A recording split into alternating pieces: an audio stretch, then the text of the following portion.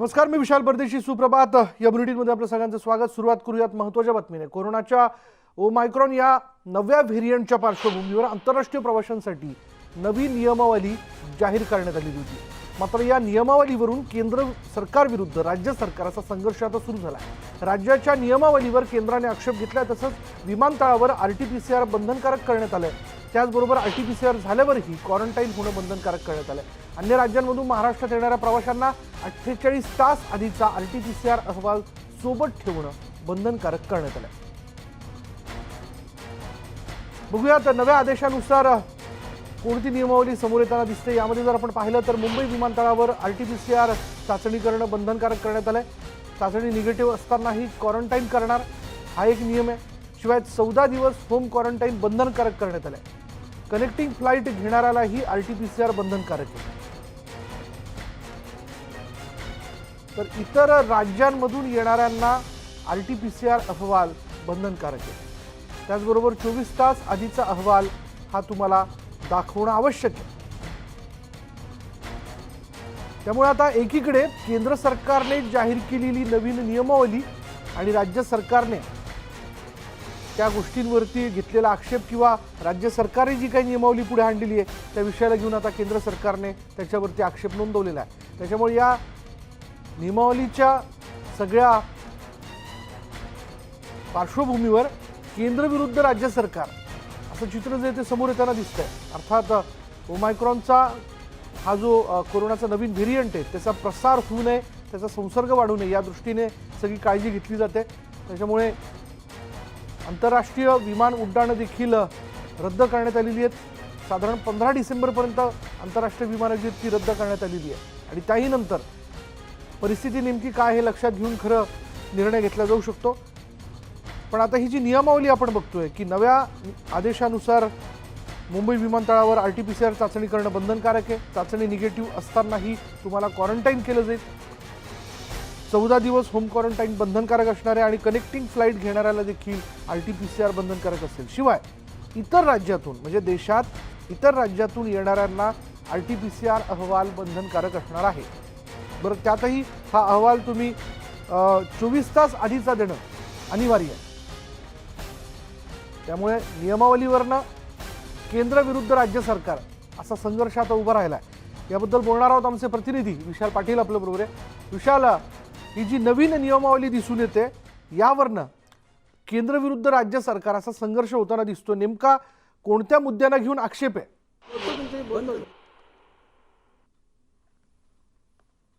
की आता एअरपोर्टवरती जे आहेत ते आंतरराष्ट्रीय विमानं जी आहेत ती आता कमी प्रमाणात येत आहेत. जे देश धोकादायक नाही आहेत या देशातूनच फ्लाईट ज्या आहेत त्या येत आहेत. खरं तर सद्यस्थितीला आपण जर विमानतळांवरची परिस्थिती पाहायला गेलं तर नियमावली जी आहे ती देण्यात आलेली आहे आणि त्याच नियमावलीनुसार पॅसेंजर जे आहेत हे आता विमानतळांवरती येऊ लागलेले आहेत. खरं तर RT-PCR केंद्र जी आहेत ती मोठ्या संख्येनं विमानतळावरती उभी करण्यात आलेली आहेत. केंद्र सरकारकडनं याच्या बाबतीत आता विमानांच्या बाबतीत एक मोठा निर्णय जो आहे तो सुद्धा घेतला जाऊ शकतो. कारण का ज्या पद्धतीनं हा व्हेरियंट आहे ह्या व्हेरियंटचा धोका ओळखून आणि पहिल्या लाटेचा जो धोका संपूर्ण देशाला होता त्याला सर्व अनुसरून इंटरनॅशनल फ्लाईटच्या बाबतीत जो आहे तो निर्णय घेतला जाईल. खरं तर मुंबई आंतरराष्ट्रीय विमानतळावरती बाहेर देशातनं जी विमानांची येणारी संख्या आहे ही आता कमी झालेली आपल्याला पाहायला मिळते.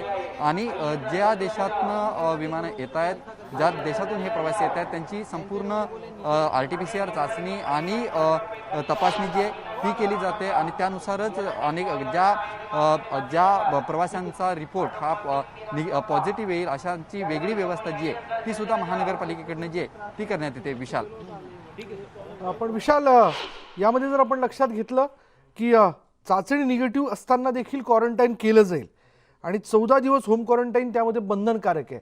या मुद्द्याला घेऊन नेमकी काय चर्चा होते? विशाल, आपल्याला माहिती आहे की जे धोकादायक देश आहेत त्या देशांची यादी आलेली आहे.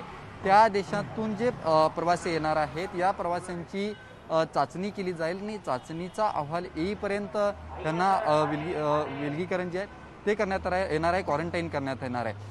आणि ज्या प्रवाशांचा रिपोर्ट निगेटिव्ह येईल त्यांना सुद्धा 7 डेज होम क्वारंटाईन जे ते सुद्धा असण्याची दाट शक्यता आहे. महानगरपालिकेकडून अशा बाबतीत एक निर्णय जो आहे तो घेतला जाईल, कारण का हा व्हेरियंट जो आहे हा जलद गतीनं पसरणारा व्हेरियंट आहे. त्यामुळे आता त्या दृष्टीनं सुद्धा महानगरपालिका जी आहे ती तयारी करताना आपल्याला पाहायला मिळते. होम क्वारंटाईनची एक वेगळी सुविधा आणि ज्या रुग्णांचे रिपोर्ट जे आहेत जर पॉझिटिव्ह आले तर पुढच्या सॅम्पलसाठी सुद्धा पाठवण्यात येणार आहेत, कारण का कोरोनाचा ओमायक्रॉनचा हा व्हेरियंट आहे. ह्या व्हेरियंटची तपासणी जी आहे ती सुद्धा वेगळ्या पद्धतीने केली जाते. ती सुद्धा करण्यासाठी महानगरपालिका जी आहे ती आता सज्ज झाली आणि तशा प्रकारच्या मशीन्स ज्या आहेत त्या महानगरपालिकेकडे उपलब्ध आहेत आणि त्यानुसारच बाहेर देशातून येणाऱ्या प्रवाशांची चाचणी जी आहे ती केली जाते. विशाल, धन्यवाद विशाल या सगळ्या माहितीसाठी. नवीन नियमावली आपण बघतोय त्यावरनं आता केंद्र विरुद्ध राज्य सरकार असा संघर्ष जो आहे तो उभा राहिला. केंद्राने राज्य सरकारच्या काही नियमांवरती आक्षेप घेतलाय. पुढे बघूयात, आंतरराष्ट्रीय विमान सेवेवरची बंधनं कायम राहणार आहेत. 15 डिसेंबर नंतर ही आंतरराष्ट्रीय विमान सेवेवरील बंधन कायम राहणार असल्याचं कळते. तसा निर्णय नागरी हवाई उड्डाण मंत्रालयानं घेतलाय. आंतरराष्ट्रीय विमान सेवेवरील निर्बंध येत्या 15 डिसेंबर नंतर खुले करण्याचा केंद्राचा विचार होता. मात्र दक्षिण आफ्रिकेत कोरोनाच्या ओमायक्रॉनच्या व्हेरियंटच्या धोक्याच्या पार्श्वभूमीवर आंतरराष्ट्रीय विमान सेवेवर असलेले निर्बंध येत्या 15 डिसेंबरपर्यंत कायम ठेवण्याचा निर्णय नागरी हवाई उड्डाण मंत्रालयानं घेतला.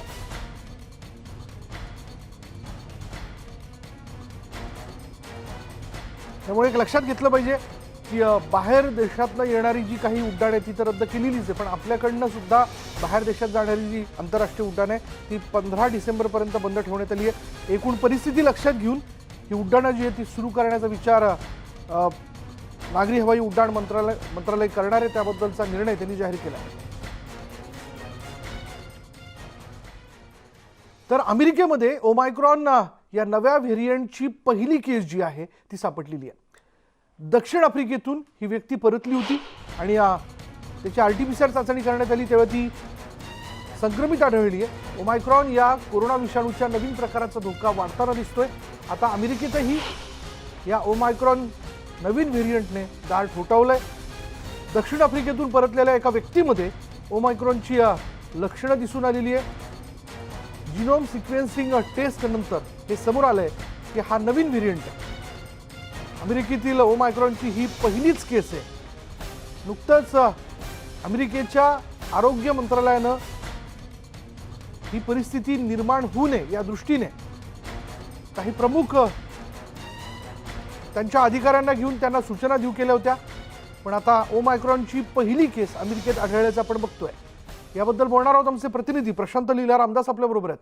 प्रशांत, अखेर या ठिकाणी धोका लक्षात घेऊन सगळी तयारी अमेरिकेने केलेली होती, पण ओमायक्रॉनच्या व्हेरियंटची एक केस आता अमेरिकेत सापडल्याचं कळतंय. याबद्दल काय माहिती आहे? बरोबर आहे. अमेरिकेमध्ये पहिल्यांदा ओमायक्रॉनचा केस आढळलेली आहे. दक्षिण आफ्रिकेतून आलेल्या प्रवाशाच्या जेव्हा त्याचे सॅम्पल टेस्ट करण्यात आले आणि RT-PCR करण्यात आली तेव्हा त्याच्यातून कळालं की तो त्याला कोरोना झाला आहे. कोरोना सिक्वेन्स चेंज केल्यानंतर कळालं की त्याला ओमायक्रॉन झालेला आहे. महत्वाचं म्हणजे जर बघितलं आपण तर अमेरिकेने सर्व तयारी केली होती की खास करून कोरोनाच्या या प्रकाराचा जो नवीन प्रकार आढळला त्यामुळे जगातील जवळपास 33 देशांमध्ये या प्रकारचे ओमायक्रॉनचे रुग्ण आढळून येत आहे. अशा वेळी या पार्श्वभूमीवरती अमेरिकेने सर्व तयारी केली होती की ओमायक्रॉनचा प्रादुर्भाव या अमेरिकेत होऊ नये. पण आता पहिला रुग्ण आढळला त्यामुळे अमेरिके या संदर्भात अजून गंभीर झालेली आहे आणि त्यांनी आंतरराष्ट्रीय विमान सेवांसंदर्भातला लवकरच मोठा निर्णय देखील जाहीर करण्याची शक्यता आहे. आणि सोबतच त्यांनी प्रत्येक विमानतळावर सक्तीची RT-PCR टेस्ट केली आहे आणि त्याच्यानंतर विलगीकरणाचे देखील नियम लागू केलेले आहे. विशाल, धन्यवाद प्रशांत या सगळ्या माहितीबद्दल. आता अर्थात ही व्यक्ती कोणाकोणाच्या संपर्कात आली, त्याची प्रवासाची हिस्ट्री नेमकी काय हे सगळं जाणून घेऊन ट्रेसिंग देखील केलं जाईल. पण अमेरिकेमध्ये ओमायक्रॉन या नव्या व्हेरियंटची पहिली केस सापडल्याचं समोर आलंय. आपण पाहतोय की जगभरात कोरोनाच्या महामारीमुळे डोकेदुखी वाढली आहे. यावर लसीकरणासोबत कोरोना प्रतिबंधक नियम पाळण्याचं आवाहन केलं जात आहे. मात्र आता कोरोनावर उपाय म्हणून च्युइंगम खाण्याचा सल्ला दिला जातोय. होय, च्युइंगम खाण्याचा सल्ला. च्युइंगम खाल्ल्याने 95% विषाणू तोंडातच नष्ट होतात. त्यामुळे संबंधित व्यक्तीला कोरोना होण्याचा धोका कमी असतो असा अजब दावा पेन्सिल्व्हेनिया विद्यापीठाच्या संशोधकांनी केला. या च्युइंगमची चव नेहमीच्या च्युइंगम प्रमाणे आहे, मात्र ते अद्याप खाण्यासाठी उपलब्ध झालं नसल्याचं सांगण्यात येत आहे.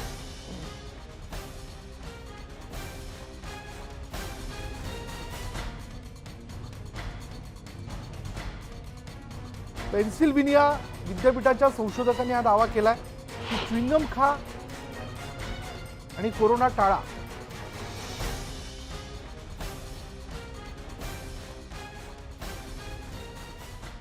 जगभरात ओमायक्रॉनचा वेगानं फैलाव होत असला तरी भारतात अद्यापही या विषाणूचा शिरकाव झालेला नाहीये. मात्र कोरोनाचा आजवरचा अनुभव पाहता त्याचा फैलाव व्हायला वेळ लागत नाही. देशात डेल्टाचा संसर्ग अत्यंत वेगानं झाला होता आणि त्यामुळेच आता केंद्र सरकारने परदेशातून येणाऱ्या प्रवाशांवर लक्ष केंद्रित केलंय. त्यांच्यासाठी नवीन नियमावली लागू करण्यात आली आहे.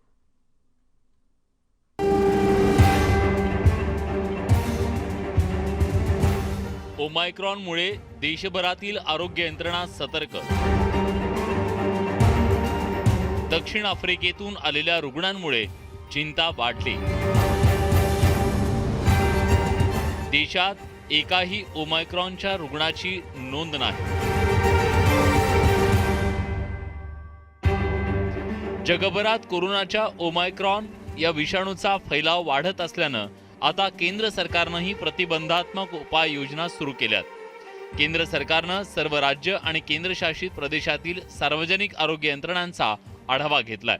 तसंच परदेशातून आलेल्या सर्व कोरोना पॉझिटिव्ह रुग्णांचे जिनोम नमुने हे तात्काळ तपासणीसाठी पाठवण्याचे आदेश सर्व सरकारी आरोग्य यंत्रणांना देण्यात आलेत. सध्याच्या घडीला केंद्रीय आरोग्य यंत्रणेनं देशातील 3 राज्यांवर लक्ष केंद्रित केलंय. कारण गेल्या काही दिवसात महाराष्ट्र, कर्नाटक आणि चंदीगड या 3 राज्यांमध्ये दक्षिण आफ्रिकेतून मोठ्या प्रमाणात प्रवासी आलेत. त्यापैकी काहींना कोरोनाची बाधा झाल्याचं आढळून आलंय. त्यामुळे आरोग्य यंत्रणांची चिंता वाढली आहे. कोरोना बाधित रुग्णांचा जिनोम चाचणी अहवाल अद्याप आलेला नाही. तो अहवाल आल्यानंतरच सगळं चित्र स्पष्ट होणार आहे. मात्र देशात अद्याप एकही ओमायक्रॉन रुग्णाची नोंद झाली नसल्याचं केंद्रीय आरोग्य मंत्र्यांनी मंगळवारी स्पष्ट केलं. भारतात एकही ओमायक्रॉनचा रुग्ण आढळून आला नसला तरी सर्व आरोग्य यंत्रणांना खबरदारी घेण्याच्या सूचना केंद्रीय आरोग्य यंत्रणेकडून देण्यात आल्या. ओमिक्रॉन वेरिएंट अभी दुनिया के 14 कंट्री में पाया गया है और यहाँ उसका अभ्यास हो रहा है. इंडिया में अभी उसका कोई केस रिपोर्ट नहीं हुआ है, लेकिन दुनिया में जिस तरह से इस वायरस के संदर्भ में हमें सूचना मिली है उसको देखते हुए एक एडवाइजरी भी डिक्लेयर की गई है. पोर्ट पर हमने भी देखरेख रखना शुरू कर दिया है. कोई भी ऐसे संदिग्ध केस है तो उसको तुरंत ही चेक करके उसको जीनोमिक सीक्वेंसेस भी करा रहे हैं. परदेशातून येणाऱ्या प्रवाशांसाठी नवीन नियमावली आजपासून लागू करण्यात आली आहे. विमानतळावर उतरल्यानंतर कोरोना चाचणी अनिवार्य करण्यात आली आहे. तसंच ओमायक्रॉनग्रस्त देशातून आलेल्या प्रवाशांना होम क्वारंटाईन राहावं लागणार आहे. केंद्र सरकारनं या संदर्भात काही देशांची यादी जाहीर केली आहे. यात इंग्लंड, युरोपियन देश आणि दक्षिण आफ्रिकेसह एकूण 11 देशांचा समावेश आहे. त्यापैकी दक्षिण आफ्रिका, ब्रिटन, युरोपियन राष्ट्र, ब्राझील, बोत्सवाना, चीन, मॉरिशियस, न्यूझीलंड, झिम्बाब्वे या देशातून येणाऱ्या सर्व प्रवाशांना RT-PCR चाचणीसह भारतात येण्यापूर्वी अतिरिक्त उपाययोजनांचं पालन करावं लागणार आहे. ओमायक्रॉनच्या पार्श्वभूमीवर देशातील अनेक राज्यांनीही प्रवासी नियमांमध्ये सुधारणा केली आहे. हाई रिस्क जो कंट्रीज़ है उन कंट्रीज से आए हुए जो लोग हैं और वो अगर कनेक्टिंग फ्लाइट से डोमेस्टिक इसमें कोई ट्रैवल कर रहे हैं तो उसके लिए ज़रूर 10-15 दिनों की जो ट्रैवल हिस्ट्री है वो देखी जाती है. और अगर वो फॉरेन से आए हैं तो निश्चित तौर पर उनको RT-PCR करना ज़रूरी है. 7 दिन का क्वारंटाइन करना भी ज़रूरी है और उसके बाद फिर RT-PCR करके वो निगेटिव है तो वो अपने अपने काम के लिए जा सकता है. इस तरीके का निर्णय महाराष्ट्र सरकार ने लिया है. एक स्पेशल नोटिफिकेशन इशू किया है.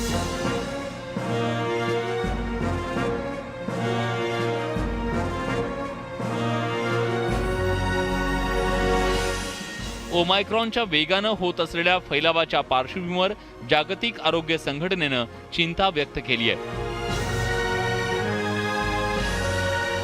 केवळ आंतरराष्ट्रीय प्रवासावर निर्बंध लावून ओमायक्रॉनवर लगाम लावणं शक्य नसल्याचं जागतिक आरोग्य संघटनेनं म्हटलंय. ओमायक्रॉनचा फैलाव झालेल्या देशांनी या विषाणूविषयी जास्तीत जास्त माहिती इतर देशांना उपलब्ध करून द्यावी असं आवाहन जागतिक आरोग्य संघटनेनं केलंय. सध्याच्या घडीला संशोधनाकडे ओमायक्रॉन विषयी फार त्रोटक माहिती उपलब्ध आहे. मात्र विषाणूविषयी अधिक माहिती उपलब्ध झाल्यास त्याला लवकरात लवकर रोखण्यात यश मिळणार आहे. डेल्टापेक्षा ओमिक्रॉन जास्त का पाहायला गेला, कारण त्याच्यामध्ये इम्युन एस्केप हा जो लक्षण आले याच्यामध्ये पाहिलं आहे. आफ्रिकेमध्ये 9 नोव्हेंबरला पहिला रोगी आढळला. त्यानंतर आता 12-15 देशापर्यंत जास्त प्रमाणात फैलतो आहे. तर म्हणजे ज्या लोकांना येऊन वॅक्सिन दिलं आहे त्या लोकांनासुद्धा तिथल्या लोकांनासुद्धा ओमिक्रॉनची बाधा झालेली आहे. त्याला म्हणतात इम्युन एस्केप म्हणतात किंवा तर हे दुसरं लक्षण. जागतिक आरोग्य संघटनेनं दिलेल्या माहितीनुसार ओमायक्रॉन विषयी अधिक माहिती मिळवण्यासाठी काही आठवड्यांचा कालावधी लागण्याची शक्यता आहे. तसंच लसीकरणाच्या माध्यमातून ओमायक्रॉनला रोखण्यात काही प्रमाणात यश मिळण्याची शक्यता जागतिक आरोग्य संघटनेनं व्यक्त केली आहे. कोरोना विरुद्धची लढाई अजून संपलेली नाही. या काळात नागरिकांना जास्तीत जास्त काळजी घेण्याची आवश्यकता आहे. दक्षिण आफ्रिकेत ओमायक्रॉनचा पहिला रुग्ण आढळल्यानंतर अनेक देशांना दक्षिण आफ्रिकेतून येणाऱ्या प्रवाशांवर निर्बंध लादले. मात्र असं असतानाही आज जवळपास 12हून अधिक देशात या विषाणूचा फैलाव झालाय.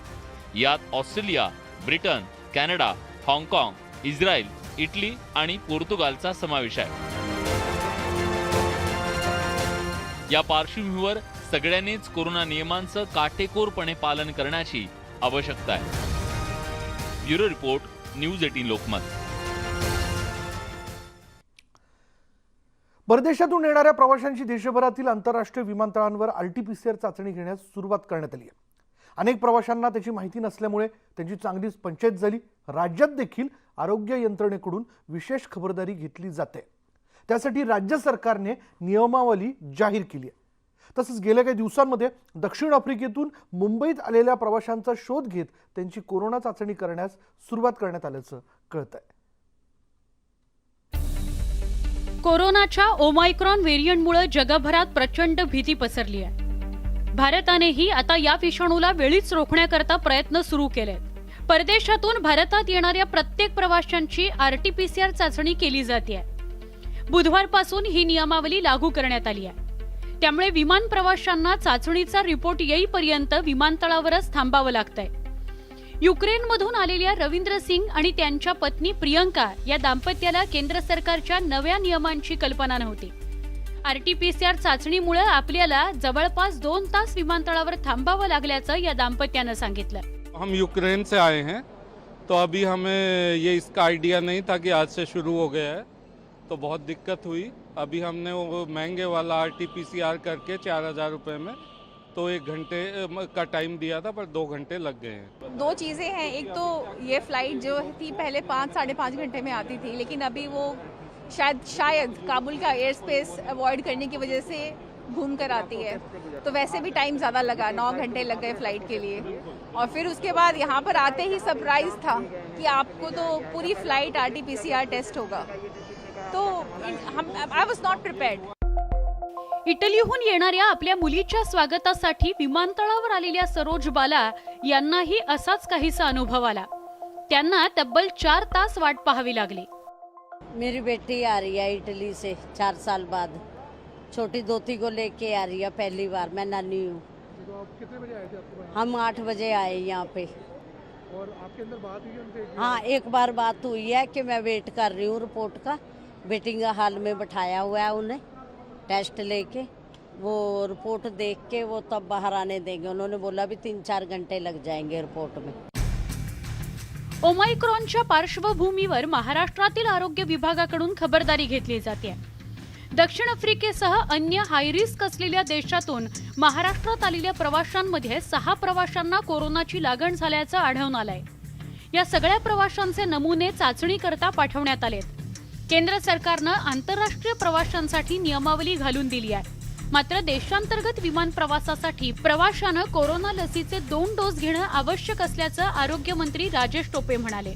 केंद्र शासन की जो भी गाइडलाइन है उसी मुताबिक राज्य शासन ने अडॉप्ट की है। जैसा कि अगर कोई लोकल डोमेस्टिक पैसेंजर है तो उसके लिए 2 वैक्सीन्स है तो वो ट्रैवल कर सकता है, बाकी कोई RT-PCR की ज़रूरत नहीं है।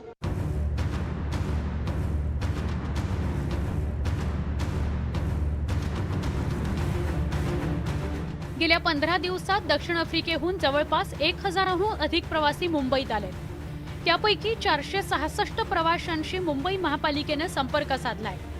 तसंच या सगळ्या प्रवाशांची कोरोना चाचणी करण्यात आली आहे। त्यापैकी एका व्यक्तीला कोरोनाची लागण झाल्याचं समोर आलंय। महाराष्ट्राप्रमाणेच कर्नाटक सरकारनेही आपली आरोग्य यंत्रणा सज्ज केली आहे। परदेशातून येणाऱ्या प्रत्येक प्रवाशाची RT-PCR चाचणी केली जाते।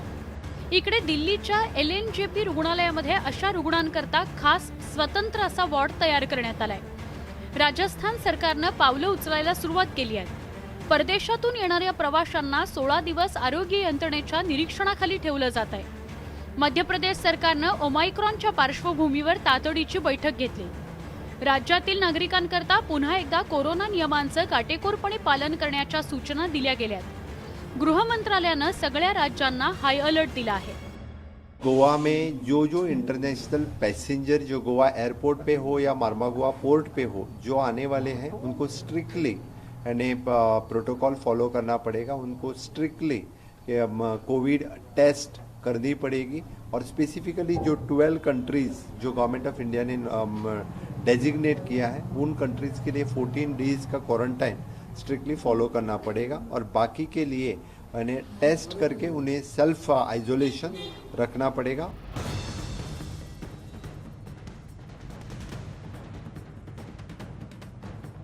झारखंडची राजधानी रांचीमध्येही खबरदारी घेतली जाते आहे। परदेशातून रांची विमानतळावर येणाऱ्या प्रवाशांची विमानतळावरच RT-PCR टेस्ट केली जाणार आहे। तसंच कोरोना लसीकरण आणि कोरोना चाचणी अहवाल तपासला जातोय। परदेशातून येणाऱ्या प्रत्येक प्रवाशाची नोंद ठेवली जाते। प्रायः तो सभी लोग जो हैं कि वैक्सीनेशन या फिर स्क्रीनिंग हो करके ही प्लेन में ट्रेवल करते हैं, बट फिर भी यहाँ पर जो पैसेंजर आते हैं जिनका वैक्सीनेशन कंप्लीट नहीं है या उनके पास रिपोर्ट नहीं है, टेस्ट नहीं है, तो हम लोग उनसे रिक्वेस्ट करते हैं कि भाई आप एक यहाँ सैंपल दे दीजिए हमारे पास, उनका RT-PCR और रैपिड एंटीजन टेस्ट हो जाता है। और भाई सबसे बड़ी बात तो ये है कि लोगों को अपनी जिम्मेदारी समझनी होगी। अगर वो अपनी जिम्मेदारी को नहीं समझेंगे तो हो सकता है कि ये अपने परिवार में फैलाए, अपने दोस्तों को फैलाए, और ये एक बार चेन शुरू हो जाए तो फिर इसको रोक पाना बड़ा मुश्किल है।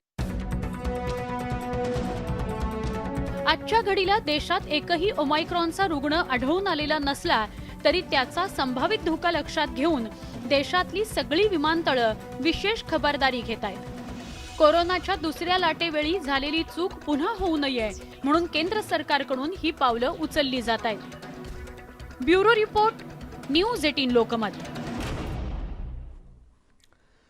आता बातमी आहे सामनातल्या अग्रलेखाबद्दलची। कोरोना काळात लघु आणि सूक्ष्म उद्योग क्षेत्रातील अनेक उद्योजकांनी आत्महत्या केल्या। केवळ एकट्या 2020 मध्ये 11,000हून अधिक उद्योजकांनी आत्महत्या केल्याची माहिती केंद्र सरकारने संसदेत दिली।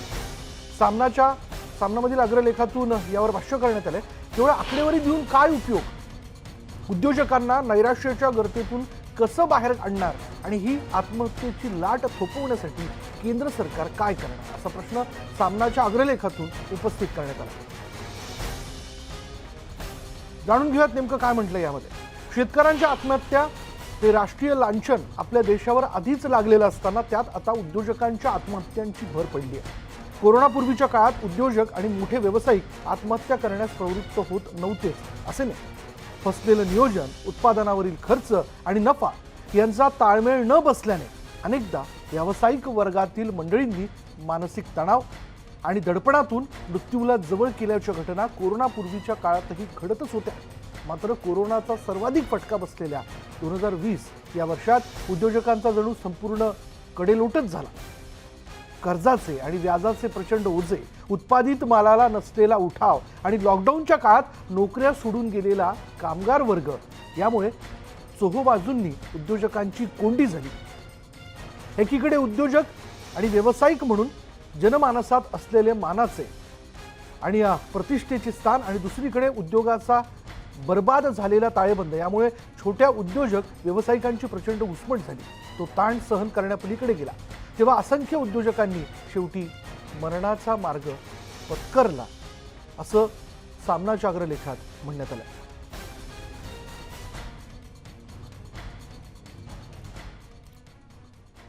आणि आता पावसाबद्दलची बातमी. राज्यात अवकाळी पावसानं हजेरी लावली. दिवसभरात काही जिल्ह्यांमध्ये तुफान पाऊस झाला. सकाळी ढगाळ वातावरण होतं, त्यानंतर काही भागात तुफान पाऊस झाल्याचं आपण बघतोय.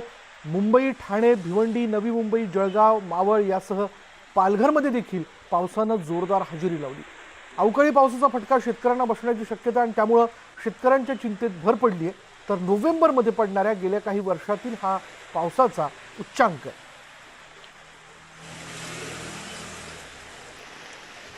त्यामुळे काल सकाळपासून राज्यात वेगवेगळ्या ठिकाणी पावसाला जी सुरुवात झाली आहे ती आत्ता या क्षणापर्यंत पावसाने उसंत घेतलेली नाही आहे. मुंबई, ठाणे, भिवंडी, नवी मुंबई, जळगाव, मावळ इथली दृश्य आपण बघतोय. या दृश्यांमध्ये आपण पाहू शकतो की ठिकठिकाणी पाऊस पडलाय आणि या अवकाळी पावसाचा फटका जो आहे तो वेगवेगळ्या घटकांना बसण्याची दाट शक्यता आहे.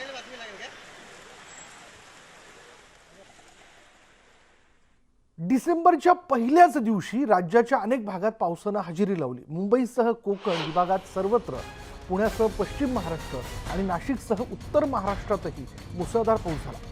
या पावसामुळे पिकांचं मोठं नुकसान झाल्याची शक्यता आहे. 3 डिसेंबरपर्यंत पावसाळी वातावरण राहणार असून 17 जिल्ह्यांना सतर्कतेचा इशारा देण्यात आला. आजही राज्याच्या काही भागांमध्ये पावसाचा अंदाज हवामान विभागानं वर्तवला आहे. यामध्ये कोकण, मध्य महाराष्ट्र आणि मराठवाड्यात पाऊस पडू शकतो. तर उद्या रायगड, रत्नागिरी, सिंधुदुर्ग जिल्ह्यात ढगांच्या गडगडाटासह पाऊस पडेल. तर अहमदनगर, पुणे, कोल्हापूर, सांगली, सातारा, सोलापूर, औरंगाबाद, बीड आणि उस्मानाबाद जिल्ह्यात तुरळक पाऊस पडू शकतो. विदर्भातही तुरळक ठिकाणी पाऊस पडू शकतो.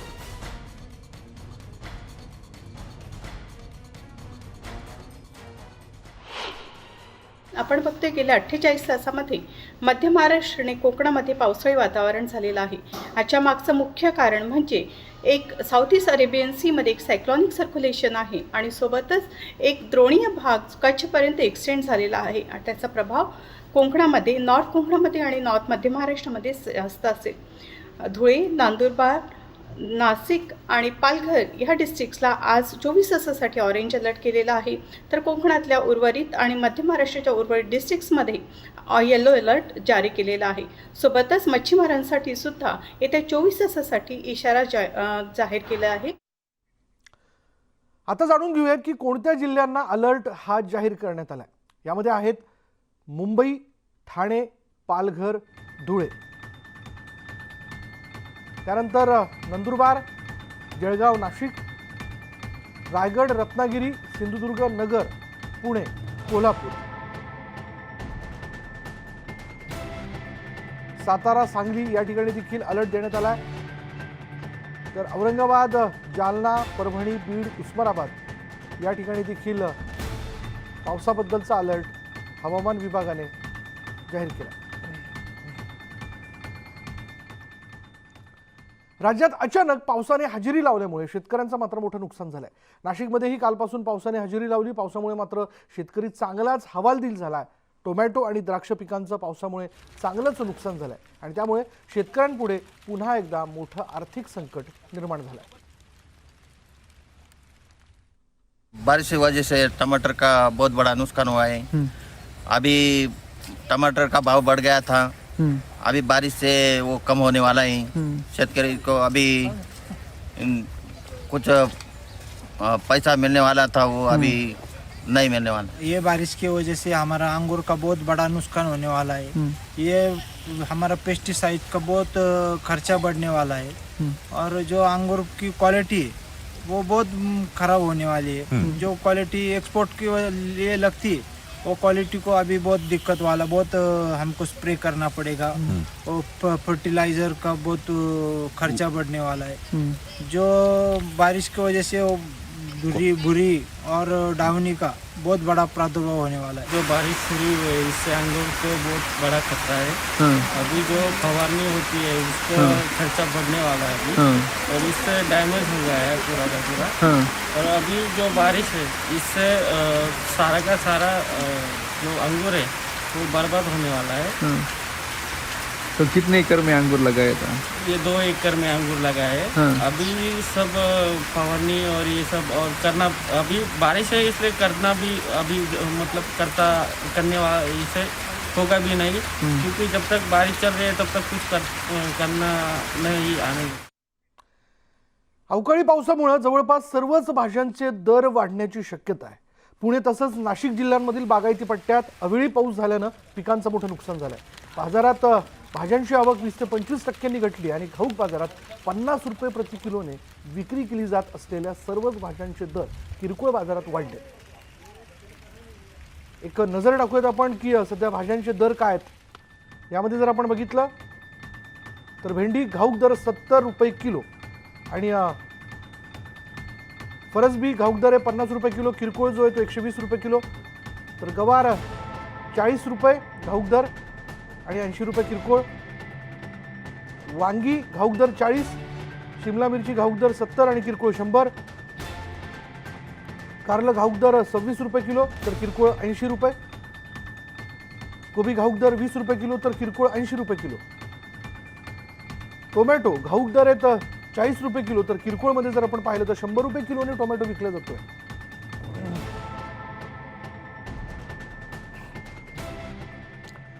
आणि यानंतर एक ब्रेकिंग न्यूज अशी आहे की मुंबईचे माजी पोलीस आयुक्त परमबीर सिंग यांच्या निलंबनाच्या फाईलवर मुख्यमंत्री उद्धव ठाकरे यांनी स्वाक्षरी केल्याची माहिती सूत्रांनी दिली आहे। या संदर्भात आज गृह विभाग आदेश जाहीर करेल अशी ही देखील माहिती मिळते। परमबीर सिंग यांच्यावर 5 वेगवेगळ्या प्रकरणात गुन्हे दाखल असून त्याचा तपास सुरू आहे। तसंच त्यांनी 200 दिवसांहून अधिक दिवस गृह विभागाला न कळवता परस्पर सुट्टी घेतली होती आणि त्या संदर्भातही शिस्तभंगाची कारवाई करण्यात येत असल्याची माहिती मिळते। त्यामुळे मुंबईचे माजी पोलीस आयुक्त परमबीर सिंग यांच्या निलंबनाच्या फाईलवर मुख्यमंत्री उद्धव ठाकरे यांनी स्वाक्षरी केल्याची माहिती आपल्याला सूत्रांनी दिली आहे। या संदर्भात आज गृह विभाग आदेश जाहीर करेल असं देखील कळत आहे। आपण जर बघितलं तर परमबीर सिंग यांच्यावर 5 वेगवेगळ्या प्रकरणात गुन्हे दाखल असून त्याचा तपास सुरू आहे। तसंच त्यांनी 200 दिवसांहून अधिक दिवस गृह विभागाला न कळवता परस्पर सुट्टी घेतली आणि या संदर्भातही त्यांच्यावर शिस्तभंगाची कारवाई करण्यात येणार आहे। अधिक माहिती जाणून घेऊयात, आमचे प्रतिनिधी उदय जाधव आपल्याबरोबर आहेत। उदय, काय तपशील याबद्दल? मुंबईचे माजी पोलीस आयुक्त परमबीर सिंग यांच्या निलंबनाच्या फाईलवरती मुख्यमंत्री उद्धव ठाकरे यांनी स्वाक्षरी केल्याची माहिती जी आहे ती सूत्रांकडून आपल्याला मिळालेली आहे। या संदर्भात आज गृह विभागाकडून अधिकृत आदेश जे आहेत ते जाहीर करण्यात येईल अशी देखील माहिती मिळते आहे। गेले काही दिवस आपण सातत्याने पाहतोय की माजी पोलीस आयुक्त मुंबईचे परमबीर सिंग हे वादामध्ये अडकलेत। अनेक प्रकरणांमध्ये त्यांच्यावरती गुन्हे देखील चालू आहेत। मुंबईमध्ये जवळपास त्यांच्यावर 5 वेगवेगळ्या ठिकाणी गुन्हे दाखल झाले। त्यांचा तपास सध्या सुरू आहे। असे वादग्रस्त मुंबईचे माजी पोलीस आयुक्त यांच्यावरती गुन्हे दाखल झाल्यामुळे आणि त्याचबरोबर त्यांनी 200 दिवसांहून अधिक दिवस गृह विभागाला न कळवता सुट्टी घेतली होती। परस्पर ते अज्ञातवासात होते, त्यामुळे त्यांच्यावरती शिस्तभंगाची देखील एक प्रकारे कारवाई करण्यात येत आहे। राज्य सरकारच्या नियमानुसार सर्वात आधी आता निलंबनाची कारवाई करण्यात आलेली आहे आणि सूत्रांकडून माहिती मिळते त्यानुसार आधी निलंबनाची कारवाई करण्यात येते, नंतर थेट सेवेतून बडतर्फ करण्याची कारवाई देखील परमबीर सिंग यांच्यावरती करण्यात येणार असल्याची माहिती मिळते। म्हणजे एकूणच इतर अडचणी कमीत की काय, पण आता या निलंबनामुळे असं आपण म्हणूयात की परमबीर सिंग यांच्या अडचणीत आणखीनच वाढ झाली आहे? हो अगदी, कारण परमबीर सिंग यांनी जे काही आरोप केले होते त्या आरोपांसंदर्भात त्यांना पुरावे देखील दाखवता आले नाही। त्यांनी जे काही आरोपांचं पत्र दिलेलं आहे ते पत्र हाच फक्त त्यांच्याकडे जो काही आहे पुरावा असं सांगण्यात आलेला आहे। त्यांच्याकडे अधिकृत पुरावे जे आहेत ते कुठलेच नसल्याचं त्यांनी सांगितलेलं आहे। त्यामुळे त्यांच्या अडचणीत आधीच वाढ झालेली आहे। त्यात आता त्यांच्यावरती राज्य सरकारकडून देखील कडक कारवाई जी आहे ती करण्याची प्रक्रिया आता सुरू झालेली आहे। धन्यवाद उदय या सगळ्या तपशिलाबद्दल। तर मुंबईचे माजी पोलीस आयुक्त परमबीर सिंग यांच्या निलंबनाच्या फाईलवर मुख्यमंत्री उद्धव ठाकरे यांनी स्वाक्षरी केल्याची माहिती आपल्याला सूत्रांनी दिली आहे। यानंतर नमस्ते महाराष्ट्रामध्ये इथे वेळ झाली का ब्रेकची। ब्रेक घेऊयात, पहा फक्त न्यूज 18 लोकमत पार पडणार आहे। या सोहळ्यासाठी राज्यभरातील लाखो भाविक आळंदीत दाखल झालेत। नेमकं 725 वर्षांपूर्वी माऊलींनी संजीवन समाधी घेतली आणि ती कोणत्या मार्गाने घेतली आणि त्या दिवशीचा प्रसंग कसा होता हे आळंदी देवस्थानचे विश्वस्त श्रीधर सरनाईक यांच्याकडून जाणून घेतलंय आमचे प्रतिनिधी गोविंद वाकडे यांनी.